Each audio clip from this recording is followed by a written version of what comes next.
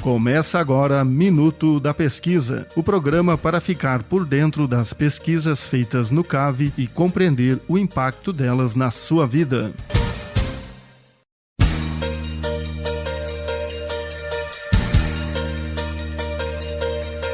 Olá, começa agora Minuto da Pesquisa, o programa de toda terça-feira às 8 da manhã, aqui na UDESC FM Lages. É aqui que você fica por dentro das pesquisas feitas no Centro de Ciências Agroveterinárias, o CAV, da Universidade do Estado de Santa Catarina, a UDESC, e também entende o impacto delas na sua vida. Eu sou Carla Torres e hoje te convido para sabermos mais sobre um projeto que envolve o consumo de leite dos tipos A1 e A2 por bezerros. O projeto se chama oficialmente Efeito do Leite Beta-Caseína A1 ou A2 na composição corporal, ingestão de leite e crescimento em bezerros leiteiros holandês, cimental e mestiços de ambos os sexos. Para nos detalhar tudo sobre esta pesquisa e nos traduzir esses termos complexos, os convidados são o professor orientador da pesquisa André Thaler Neto e o pesquisador Roberto Capes. Professor Thaler é graduado em Medicina Veterinária pela Universidade do Estado de Santa Catarina, com mestrado em Zootecnia pela Universidade Federal de Lavras. Ele tem doutorado em Ciências Agrárias, com ênfase em melhoramento genético de bovinos de leite pela Universidade Técnica de Munique. É professor titular da Universidade do Estado de Santa Catarina, a UDESC, aqui no Centro de Ciências Agroveterinárias em Lages, onde é também diretor-geral. Ele atua nos cursos de graduação em Medicina Veterinária e Agronomia e no programa de pós-graduação em Ciência Animal. Os principais temas aos quais o professor Thaler se dedica são qualidade do leite, melhoramento genético, produção e alimentação de bovinos de leite. Ele é pesquisador nível 2 do CNPq. Foi diretor administrativo, presidente e hoje é vice-presidente do Conselho Brasileiro de Qualidade do Leite. Nosso outro convidado, Roberto Capes, é graduado em Medicina Veterinária pela Faculdade de Itapiranga. É mestre e doutorando em Ciência Animal pelo Centro de Ciências Agroveterinárias, o CAV, da UDESC. Período de doutorado sanduíche na Ludwig Maximilian University de Munique. Falei certo, Roberto? Certo. Olha lá, esses nomes são complexos. Ele é membro também do Grupo de Pesquisa Nutrição Animal e Pastagens aqui da Universidade do Estado de Santa Catarina. Muito bem-vindos aqui à rádio UDESC FM Lages, professor Thaler e Roberto. Boa tarde, Carla. Boa tarde, é um prazer estar aqui contigo e poder contribuir de alguma maneira com os nossos ouvintes em termos de informação do que o CAV desenvolve de pesquisa e de como isso pode contribuir com a nossa sociedade e com a ciência como um todo. Professor, falei aqui o nome da Universidade Técnica de Munique, mas não me arrisquei a falar em alemão. Vamos lá, algum termo que haja aí no alemão, fiquem à vontade para trazer para a gente, né? Roberto, muito bem-vindo também. Muito obrigado pelo convite, é uma honra estar aqui presente, podendo compartilhar um pouco das nossas pesquisas que a gente faz tanto aqui como foi fora também, e divulgar de forma mais simples para a sociedade e tentar contribuir de alguma forma com a sociedade. Aliás, Roberto, neste momento, nós estamos gravando em fevereiro de 2024, Roberto ainda é doutorando, mas ele está prestes a apresentar a sua tese e passar pela banca. Quando você estiver ouvindo este programa, mais adiante, ele já será doutor em ciência animal. Então, parabéns ao Roberto. Muito obrigado. Esta é a semana que antecede a banca da tese, justamente sobre este projeto do qual eles vêm falar conosco. O objetivo, então, deste projeto, sobre o qual conversamos hoje, é comparar os efeitos do leite A1 ou A2, tanto na composição corporal, na ingestão de leite e no crescimento desses bezerros, que são das raças holandês, cimental alemão e mestiço. São bezerros, tanto fêmeas quanto machos, com até 15 dias de vida. Total de 104 bezerros que foram avaliados. Professor Thaler e Roberto, eu começo por uma curiosidade um dado que chamou a atenção e talvez já chamou a atenção de quem está nos ouvindo. Leites do tipo A1 e A2 são aqueles que a gente já vê nas prateleiras do supermercado, que nós já podemos consumir? É isso mesmo. O leite normal, sem a marcação A2 na caixinha, ele seria um leite que é a mistura do leite A1 e A2, que é o leite normalmente vendido pelas propriedades, mas já tem leite específico A2, que é para consumidores que têm algum tipo de alergia à proteína A1 do leite, que aí são propriedades especializadas, então que só produzem esse leite A2 e não tem o menor risco de contaminação com leite A1, que vendem separado para as indústrias poderem processar esse leite e ter um leite específico somente da proteína A2 do leite. Certo. Essa proteína, bom, a gente vê que ele é um leite com custo bem mais elevado do que os outros. O que ela traz de benefícios no nosso consumo humano? Então, a proteína A2, ou o leite A2, ele seria para um tipo de... para pessoas específicas, no caso, que elas têm alergia à proteína A1, no caso. Ou o leite comum, que é vendido nas caixinhas sem a marcação A2. Então, essas pessoas, normalmente, elas têm alguma reação alérgica a essa proteína A2. Normalmente, são crianças de até 4 anos de idade e, com o avançar da idade, elas perdem essa reação alérgica e elas podem consumir o leite de caixinha normal, o HT, que é vendido no supermercado. Porém, uma baixa parcela da população ainda permanecem com algum tipo de alergia à proteína A1, então elas podem seguir tomando esse leite A2, que não vai ter problema nenhum malefício para a saúde.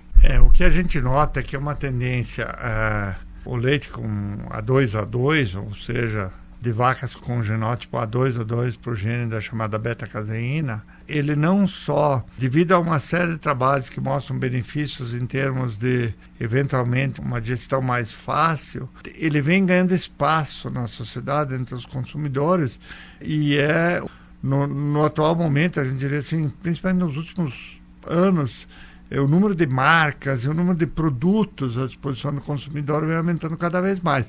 Além disto, também a própria cadeia produtiva do leite, ela está selecionando o nosso programa de melhoramento genético, isso eu diria assim no mundo inteiro, estão selecionando animais A2 de tal maneira que o percentual de A2 numa mistura de leite que é feita das 3 possibilidades, A2, A1, ou A1, vem aumentando muito rapidamente, eu diria assim. Então, nós temos hoje muito mais leite A2 no mercado do que antes, é isto? Só que o problema é que as propriedades em si, às vezes, elas não separam apenas os animais A2 para vender esse leite específico. Entendi. Então, acaba misturando com o leite A1, e aí fica essa mistura de A1 A2, que é o leite das caixinhas normal que se vende sem a especificação A2. Por garantia, melhor não classificá-lo como A2. Exatamente. Na dúvida. É uma questão de controle, também de evolução desse controle nas propriedades, mas isso é outro assunto, não é mesmo? Bom, nós falamos aqui de leites A1 e A2, mas a discussão sobre tipo de leite é outra ainda, né? É outro assunto, não entrou nessa pesquisa. Na verdade, o leite A1 ou o leite A2 seriam classificados como tipos de leite. Tipos. Tipo A1, tipo A2. Sim. Ele entra como na classificação tipos, mas é só um nome dado. Entendi. Porque eu lembro do tipo 1 e tipo 2, por exemplo. É Isso. a mesma coisa.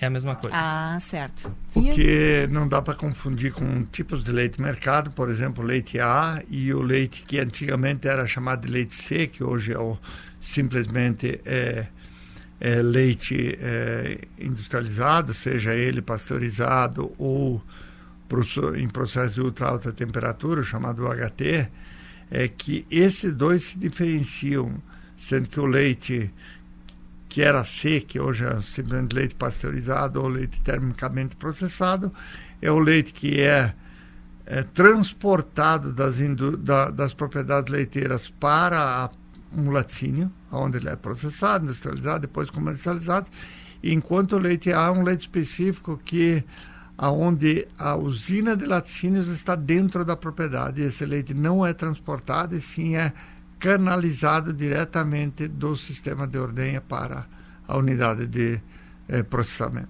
Sim, mas é ainda uma ampliação da discussão de tipos de leite, né? Que não entrou, no caso, nessa pesquisa. Nessa não. Acho que cabe um programa só para essa discussão mais adiante, não é verdade? Bom, falamos também em vocês tocaram na questão da beta-caseína, que é um nome diferenciado aí, pelo menos para mim, para o ouvinte que não é da área. O que seria a beta-caseína? Por que é assim chamada? Certo. Então, o leite ele tem aproximadamente 3,2% a 3,5% de proteína.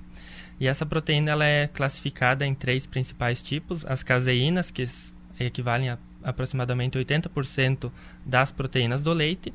E dentro dessas caseínas, então, tem 4 principais tipos, que seriam a alfa-S1 e S2, a beta-caseína e a kappa-caseína. Então, a beta-caseína, dentro das caseínas, ela é de aproximadamente 1/3 do total das caseínas. Então, é uma porção bastante relevante. E essa beta-caseína, então, atualmente tem 15 variantes diferentes. Então, não é só a 1 e a 2. Tem várias outras variantes, só que elas não são tão comuns. Então, as principais é a 1, a 2. Certo, as mais vinculadas ao mercado também. Isso. Sim, e essas... Depois o Roberto pode explicar melhor, mas a beta-caseína 2 é a beta-caseína original, e a beta-caseína 1 é uma mutação que ocorreu na espécie bovina há muitos séculos atrás, e que tem então essa variante que dá uma proteína diferente em relação à proteína original, que seria a proteína que a gente hoje denomina de A2. Bom, eu tenho uma experiência aqui só para ver se vocês confirmam, se eu senti certo. Eu tomei o leite A2, uma vez comprei uma caixinha, experimentei, não sei, senti uma leveza talvez, algo... eu não sei dizer, mas o sentimento era esse. Parece tão mais leve, mais fácil de digerir. Será que eu sou uma pessoa que deveria tomar o A2 e não mais o leite comum? Olha, é uma possibilidade, porque realmente os estudos mostram que o leite A2 ele é mais facilmente digerido. Acho que uma coisa que é importante nos leites, isso é uma coisa para o consumidor em geral, que às vezes as pessoas confundem a intolerância à lactose, tá? Que é um açúcar, então não existe alergia, não existe um processo alérgico a açúcares, né? Ela é causada por pessoas que têm uma menor secreção de lactase, que é a enzima que quebra a lactose em 2 açúcares, que seriam a glicose, a galactose, e normalmente, rapidamente passa a ser tudo glicose, que vulgarmente é o açúcar do mel, certo? Então, o que se faz nesse caso? Como é que se chega ao leite zero lactose? A indústria adiciona lactase ao leite. E aí, por isso que quem consome o leite com leite zero lactose vai experimentar um leite um pouco mais adocicado, né? Porque enquanto a lactose é um açúcar de baixo poder adoçante, a glicose, o açúcar do mel, o açúcar dos xaropes, assim por diante, tem alto poder adoçante. Qualquer um deles normalmente é facilmente absorvido pelo ser humano, né? Então, também é uma situação que ela é específica para aqueles que têm comprovadamente problema de digestão de lactose, né? Que é uma parcela relativamente pequena da população, mas hoje existem praticamente todos os produtos estão disponíveis na versão zero lactose, né? Que é um tema que a indústria de laticínios mundial, diria assim, já conseguiu trabalhar, desenvolveu tecnologia, principalmente nos últimos 10 a 15 anos, tecnologia para alguns produtos que tinham uma dificuldade ainda em processar, porque a lactase ela tem que ser incluída após o tratamento térmico, que ela não suporta o tratamento térmico. Então, teve a necessidade de desenvolvimento industrial bastante importante, porque o leite, após o tratamento térmico, ele não pode ter contato com nada para o envasamento. Então, tem que se desenvolver uma técnica de adicionar a lactose sem haver risco de contaminação do leite. Mas ele está dominado. O que é diferente da beta-caseína, que é uma categoria que se falava muito em alergias, hoje em dia talvez seja melhor falar em dificuldade de digestão do que propriamente alergias. Sim, tá? E também no caso da lactose, não falar alergia, falar não existe alergia. Ali é o caso de intolerância à lactose e é fácil de saber porque os testes, diferente das alergias, os exames laboratoriais para definir se a pessoa tem problema ou não são muito simples e bem dominados hoje. Sim.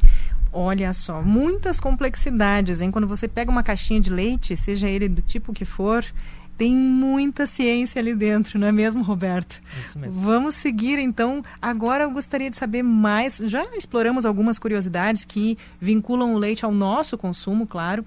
E agora sobre a tua pesquisa, voltemos ao projeto. Por que alimentar estes bezerros com este tipo de leite? Por que desta pesquisa?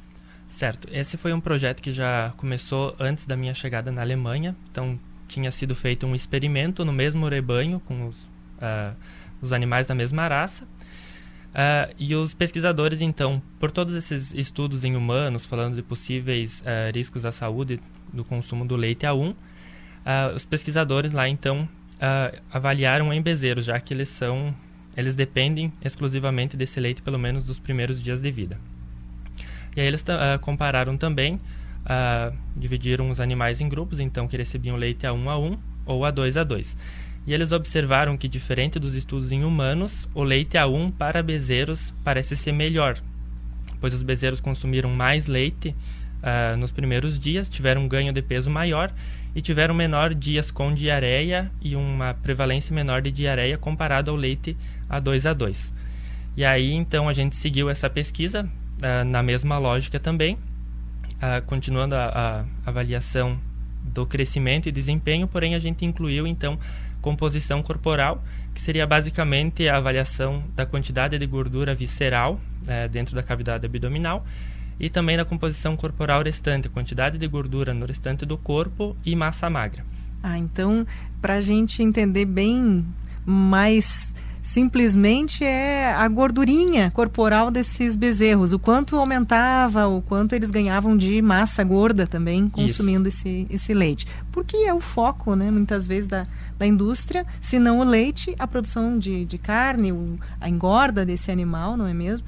Bom, mas aí essa questão, tu falaste assim da ida para a Alemanha, desenvolvimento dessa pesquisa todo, grande parte dela na Alemanha. Como é que foi essa experiência? Porque nós temos aqui o que o nosso ouvinte já teve acesso aqui no programa, que é um termo, um nome, né? O doutorado sanduíche, que é uma parte do seu doutorado feita fora da instituição, às vezes fora do país, com frequência fora do país. Tudo isso com bolsa, viu, pessoal? Então, nós já estamos numa universidade pública e, além dessa universidade ser pública, ainda você tem essa experiência financiada por uma bolsa. Como é que é esse processo, Roberto? Como é que foi essa experiência na Alemanha? Bom, a experiência na Alemanha não podia ter sido melhor. Eu digo que foi perfeito, porque realmente foi tudo muito incrível. É tudo muito uma novidade, a instituição é incrível. A fazenda onde eu estava fazendo experimento, bem equipada, com um grande número de animais, todos os materiais que a gente precisava disponível, eles sempre disponibilizavam para nós. E o processo, então, começou aqui. Eu entrei no doutorado com o professor André Thaler em 2020. Aí eu fiquei 2 anos aqui, desenvolvi experimentos também aqui. E aí foi na época da pandemia, então ali eu já tinha decidido que eu queria fazer o doutorado sanduíche. Eu me dediquei bastante ao inglês, que é um dos requisitos que precisa para conseguir essa bolsa. Aí eu consegui ser aprovado no TOEFL, que foi o teste que eu fiz antes de ir. Consegui toda a documentação, o projeto, a orientação na Alemanha também.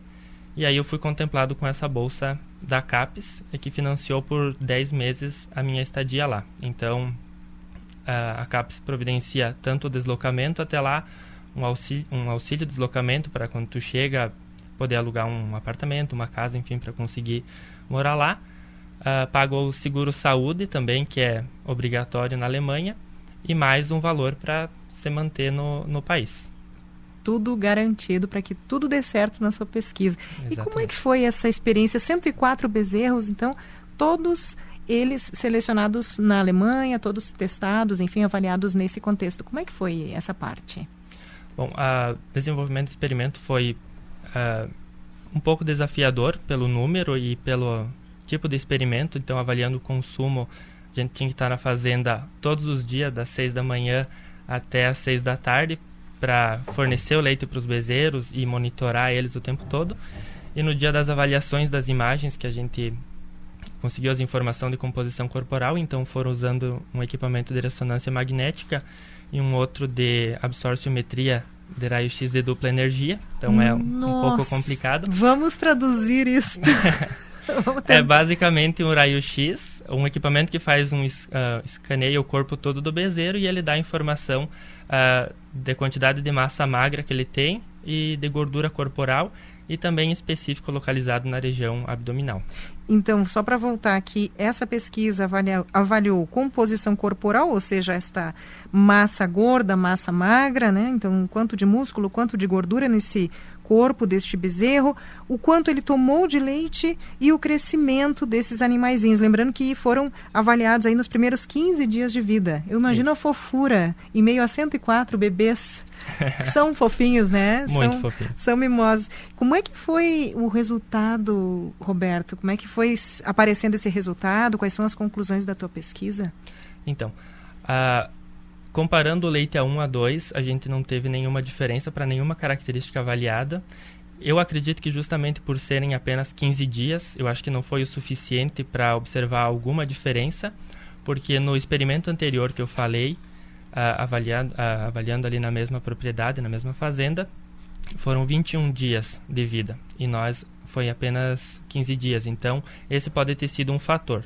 A gente, para algumas características, observou uma tendência para ser um pouco melhor para o A1, mas estatisticamente não deu diferença, então a gente não pode concluir de imediato que teve alguma diferença.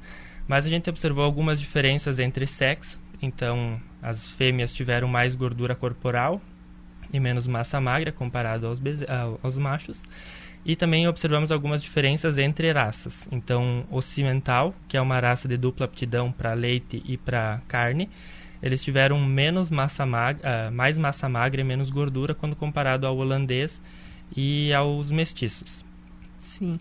Então, nós temos aí que em termos de gado de corte, para gado de corte, se a gente for avaliar o que é melhor, ele ser alimentado com tipo A1 ou A2, podemos olhar para esse dado, por exemplo? Os resultados das nossas pesquisas ainda não mostram isso, né? Até porque das interações que foi feito na estatística, que é uma parte mais de análise dos dados, não observamos nenhuma diferença com relação a isso, o efeito do leite sobre a raça. Certo. Então, a gente ainda não pode concluir isso, precisariam mais estudos por um período maior de tempo. Mas eu sei que teus estudos seguem, não é verdade? A princípio, sim, a ideia é que seguem. O professor quer comentar? Eu acho que um detalhe importante é como eu comentava que devido a ter vamos dizer assim, uma pressão ou uma preferência do consumidor e os trabalhos, a cadeia produtiva do leite tem selecionado intensivamente para animais A2. Uma série de estudos tem que ser feito, porque você tem que entender o efeito sobre o ser humano, que é os que estão mais adiantados e aos que originaram essa tendência, vamos dizer assim, mas também para o próprio animal, né?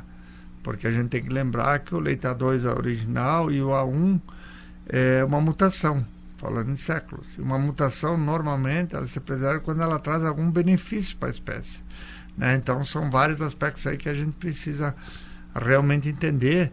E os estudos esses que o Roberto participou, da LMU, da Universidade de Munique, do professor Schultz e sua equipe, eles são completamente inovadores, tanto no sentido de tentar entender esse processo, que não havia nenhum tipo de trabalho no mundo, assim como nos métodos de estudo, né?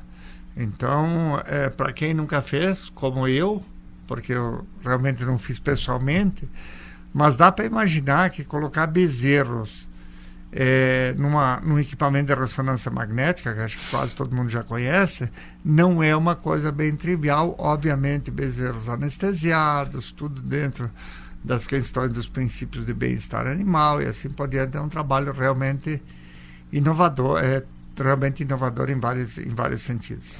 Eu conversando com o Roberto, um pouquinho antes da entrevista, ele falou sobre a sedação, sobre o não sofrimento desses bichinhos. Foi um por um, Roberto, analisado nesses equipamentos? Exatamente. 104. Aí sempre cuidando de todas essas questões de bem-estar, ajustando a dose do anestésico para não ser muito aprofundado e nem muito superficial, para ele acordar no meio do procedimento e correr o risco de se machucar ou quebrar o equipamento. Então, durante as avaliações era um período bastante estressante, inclusive para nós, porque é aquela expectativa de tentar conseguir uma imagem de boa qualidade sem fazer o animal sofrer durante esse período. Sim. Bom, eu fiquei curiosa agora que me apareceu uma pergunta, porque é do senso comum. Existe muita desinformação também na sociedade a respeito do consumo de leite, com as alergias e as intolerâncias que a gente fica sabendo. Por exemplo, uma ideia que tem corrido por aí é: bezerros tomam leite e mesmo eles, em algum momento, param de tomar leite. Por que o ser humano toma leite e segue tomando leite toda a vida? É bom? Não é bom? Poderiam comentar isso pra gente? Olha, os humanos seguem tomando leite porque eles ainda estão na busca de uma proteína de alto valor biológico e o leite fornece isso. Então, tem estudos mostrando que de 29 dos nutrientes essenciais, o leite fornece 28. O único que ele não fornece é fibra, que aí se consegue em vegetais e outros alimentos. Mas do restante, ele consegue fornecer um grande número de nutrientes, não somente a proteína, mas outros peptídeos e açúcares, proteínas, gordura, enfim. Ele consegue fornecer todos esses nutrientes aí para nutrição humana. Muito interessante. Olha, quebrando várias fake news, talvez, por aí. Complementar isso, né? Logicamente que eu fui presidente, atualmente sou vice-presidente do Conselho Brasileiro de Qualidade do Leite, então a gente tem um olhar muito específico para isso. Mas o número de estudos com vantagens nutracêuticas para humanos em consumidor de leite, eles estão, eu diria assim, inclusive existem documentos internacionais hoje sobre os consensos, né? Então, você tem desde os efeitos das proteínas de alto valor biológico, como o Roberto falou, basicamente em proteínas terrestres, né? A não ser de animais aquáticos, de situações especiais, a gente tem aí o ovo e o leite como as proteínas de mais alto valor biológico, ou seja, proteínas que têm uma percentagem dos diferentes aminoácidos o mais próximo daquilo que o ser humano precisa. As gorduras, por exemplo, que foram tão recriminadas no passado, né? A manteiga, a nata e assim por diante, na verdade não existe a gordura do leite, é uma mistura de um grande número de ácido graxo de diferentes formatos e diferentes cadeias, onde já tem vários deles com comprovação de efeitos em redução de câncer de seio, em redução de arteriosclerose, em uma série de benefícios à saúde humana, né? Que a gente consegue modular um pouco com a dieta também. Recentemente fizemos uma pesquisa aqui com fornecimento de óleo de linhaça para as vacas, e ao olhar, o Roberto também é um colaborador desse, que foi um trabalho da Gadriele, onde você deu um orientado de mestrado. E quando eu olhei o perfil de ácido graxo das vacas que recebiam óleo de linhaça, eu só disse, eu queria ser o consumidor desse leite, né? Porque ele tinha exatamente aumentado os ácidos graxos melhores. Então tem muita coisa a desenvolver. Fora a questão de minerais, como o caso do cálcio, né? Que praticamente a gente não tem no mercado, não tem em alimentos natural um alimento que supere o leite, que se aproxime do leite, tanto em composição quanto a cálcio, mas principalmente com o formato que permite a biodisponibilidade para o ser humano. A biodisponibilidade seria relacionada à capacidade da gente... Capacidade de absorver e aproveitar. E isso, o professor falava também em relação às proteínas do leite, os tipos de aminoácidos, seriam aquelas o aminoácido ele forma as proteínas, né? A proteína é uma associação, uma cadeia que a gente chama, uma sequência de vários aminoácidos, né? Então, se a gente olhar a unha da gente, é proteína pura, só que é uma sequência de aminoácidos que o organismo humano não consegue digerir e vai passar inerte, né? Então, esse percentual de cada aminoácido que vai ter ali dentro, e a capacidade dele realmente ser absorvido é que vai fazer o diferencial. Muito interessante. Então, pessoal, vamos lá, tranquilizemos a respeito do consumo de leite. Não só pode, quanto é muito bom, anti-inflamatório, né? O Roberto me listou ali as propriedades, agora o professor detalhou também a respeito das proteínas. Então, podendo consumir, consuma leite, porque é bom, sim. Resguardadas as questões de alergias e intolerâncias, não é mesmo, exatamente, pessoal? Roberto, vamos nos encaminhando aqui para o fim do nosso programa. Eu gostaria de saber, o Roberto defende, então apresenta a sua tese. Agora, estamos em fevereiro. Daqui a uma semana, hoje é dia 9 de fevereiro, gravação deste programa. E sei que o Roberto já tem planos para um pós-doutorado, é isto? Isso. Na verdade, recentemente eu fui contemplado com uma bolsa da FAPESC, num projeto em parceria, um edital com a EPAGRE.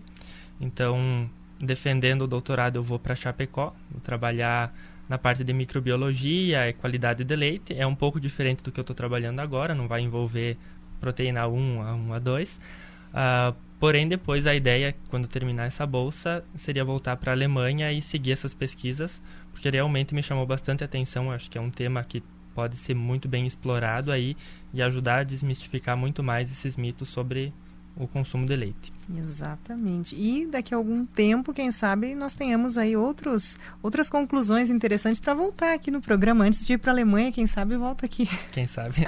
Tem mais um paper para ser escrito e aprovado, e aí quando nós tiver a aprovação, com certeza a gente vem aqui divulgar novamente. Perfeito. O Roberto falou em paper. Pessoal, são publicações acadêmicas. Aqui a gente está tendo acesso, você ouvinte, eu, nesta conversa, tendo acesso à pesquisa, porém, o pesquisador conversa com outro pesquisador por meio dos seus artigos, publicados em revistas que eles leem. Cada pessoa, cada pesquisador na sua área procura aí os seus periódicos ou revistas de referência. Então, são os papers ou artigos publicados. E outro termo que nós usamos também, que nós estávamos conversando a respeito, é relacionado à vida do pesquisador, a FAPESC. Para quem não conhece a FAPESC, por favor, pessoal, apresentem. A FAPESC é a Fundação de Pesquisa, a Fundação de Amparo à Pesquisa do Estado de Santa Catarina, né? Ela tem editais abertos para todos os pesquisadores do Estado, de fomento à pesquisa, assim como editais próprios. A UDESC tem o nosso PAP, que é o nosso Programa de Apoio à Pesquisa, por exemplo, através da FAPESC, e esse edital que o Roberto acabou de ter o resultado proclamado, que ele vai trabalhar com o Dr. Wagner Portes, que atualmente é o presidente do Conselho Brasileiro de Qualidade do Leite, é um edital interno da EPAGRE, né, da Empresa de Pesquisa Agropecuária e Extensão Rural de Santa Catarina, com o apoio da FAPESC como um órgão aí que é quem vai selecionar os bolsistas, repassar os bolsistas, abrir os editais, prestar contas e assim por diante, tudo com a FAPESC. Interessante. Outro dia nós tivemos aqui o professor Márcio Navrosky. Ele comentou o dado de 95% das pesquisas no Brasil são feitas por universidades públicas, por meio de bolsas como essa que o Roberto agora tem também. Sem dúvida nenhuma, a universidade pública tem um papel fundamental no desenvolvimento do Brasil, né? A gente tem orgulho de estar participando desse processo. São números realmente muito relevantes, tanto quando a gente coloca dentro do país, como também quando a gente compara com países, né? Então, a produção científica, depois a gente pode falar um pouco sobre isso, da Universidade Pública Brasileira é muito relevante. Veja bem, 95%. É muita coisa, muita coisa. Parabéns, Roberto, por este novo trabalho que vai ser desenvolvido. Agora, especificamente, tu olhas para qual tema? Eu acredito ter uma bolsa mais para pesquisa mesmo, um jovem pesquisador. E aí a ideia seria trabalhar mais com a parte de mastite, qualidade de leite em seus amplos aspectos aí. E na parte de infectologia também, mais voltado para bovinos de leite. Mastite, nós vamos chegar a esse tema, voltar a este tema, com a Adriana Hauser, que é a outra orientanda do professor Thaler. Ela também é convidada aqui do programa, mas só para a gente ter uma ideia, mastite é uma infecção, uma inflamação? Exatamente, uma inflamação da glândula mamária. Principal doença de bovinos leiteiros adultos, a principal doença da vaca leiteira. Certo. Bom, vamos agora sim nos encaminhando para o encerramento. Eu agradeço a presença do professor André Thaler, o Roberto Capes, que estiveram aqui para nos detalhar, trazer todos os aspectos deste projeto, efeito do leite beta-caseína A1 ou A2 na composição corporal, ingestão de leite e crescimento em bezerros leiteiros holandês, cimental e mestiços de ambos os sexos. Professor André Thaler é professor titular da Universidade do Estado de Santa Catarina, a UDESC, no Centro de Ciências Agroveterinárias, o CAV, em Lages, onde também é diretor-geral do CAV. Ele atua nos cursos de graduação em Medicina Veterinária e Agronomia e no programa de pós-graduação em Ciência Animal. Os seus principais temas são qualidade do leite, melhoramento genético, produção e alimentação de bovinos de leite. Ele é pesquisador nível A2 do CNPq, foi diretor administrativo, presidente e hoje é vice-presidente do Conselho Brasileiro de Qualidade do Leite. Roberto Capes é graduado em Medicina Veterinária pela Faculdade de Itapiranga, mestre e doutorando em Ciência Animal pelo Centro de Ciências Agroveterinárias, o CAV, da Universidade do Estado de Santa Catarina, e esteve em período de doutorado sanduíche na Ludwig Maximilian University of Munich. Ele é membro do grupo de pesquisa Nutrição Animal e Pastagens da Universidade do Estado de Santa Catarina. Pessoal, para encerrar, vocês gostariam de deixar uma última frase, uma reflexão? Eu gostaria de enfatizar uma coisa que é a importância das parcerias, tanto dentro, mas nesse caso específico, fora do país, as parcerias internacionais para os nossos programas de pós-graduação e para a universidade como um todo, né? Então, nós participamos do programa de pós-graduação em ciência animal e essa parceria com a Alemanha está sendo muito importante para o desenvolvimento, tanto essa parceria na Ludwig Maximilian Universität, né, de Munique, com parceria com o grupo do professor Armin Schultz, assim como agora com a Universidade de Gießen, aonde fruto dessa parceria nós já temos a pesquisadora Deiseline Knopp, que fez o mestrado e o doutorado conosco e hoje é pesquisadora da universidade e que também vai estar aqui junto com o professor Armin Schultz participando da banca de doutorado do Roberto, né? Então essas parcerias elas são realmente fundamentais para o nosso desenvolvimento e a gente só pode apoiar isso e permite coisas como, por exemplo, o caso do Roberto, que mesmo antes da defesa da sua tese já teve o trabalho publicado na principal revista científica da área de bovinocultura de leite, que é o Journal of Dairy Science. Principal revista do mundo. Sim. Parabéns. E veja, pessoal, universidade pública de qualidade, oportunidades de pesquisa com bolsa e essas pessoas de destaque aqui que saem pelo mundo a trabalhar nos melhores centros de pesquisa e de ensino. Não é mesmo, Roberto? Muito sucesso para ti. Muito obrigado. Agradeço novamente o convite e a oportunidade de estar aqui divulgando um pouco dos resultados das nossas pesquisas. Espero ter esclarecido algumas dúvidas e, enfim, trazido alguma informação relevante aí para a sociedade ou para o produtor rural. Muito interessante. E várias curiosidades também. Muitas fake news, digamos assim, desinformações que correm aí. Nós estivemos aqui desmistificando, desmentindo algumas coisas. Que bom. Agradecemos. Certamente muito útil também para o nosso ouvinte. Também agradeço muito a oportunidade. Estamos sempre à disposição. Certo. Para quem quiser saber mais, professor Thaler, Roberto, vocês querem deixar algum contato, algum link, um perfil em rede social sobre o grupo de pesquisa, sobre a pesquisa em si? Eu queria enfatizar a página do Programa de Pós-Graduação em Ciência Animal, né, que está localizado na página do CAB, www.udesc.br/CAB, em Pesquisa e Pós-Graduação, Programa de Pós-Graduação em Ciência Animal.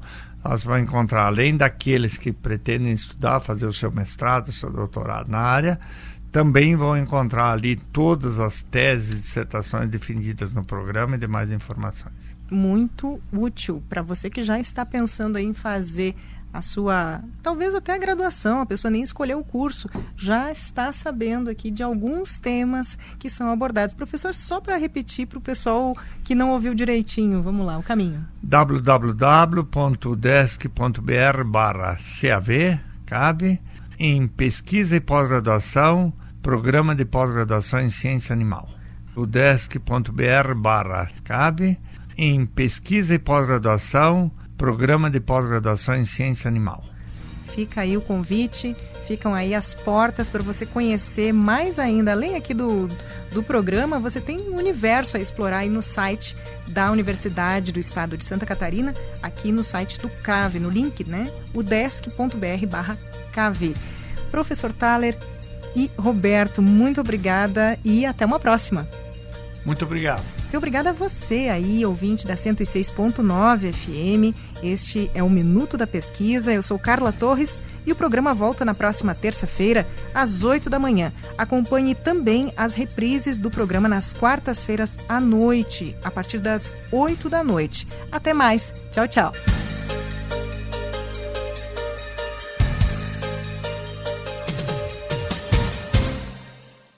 Você ouviu Minuto da Pesquisa, uma produção do Núcleo de Jornalismo da Rádio Educativa UDESC FM Lages.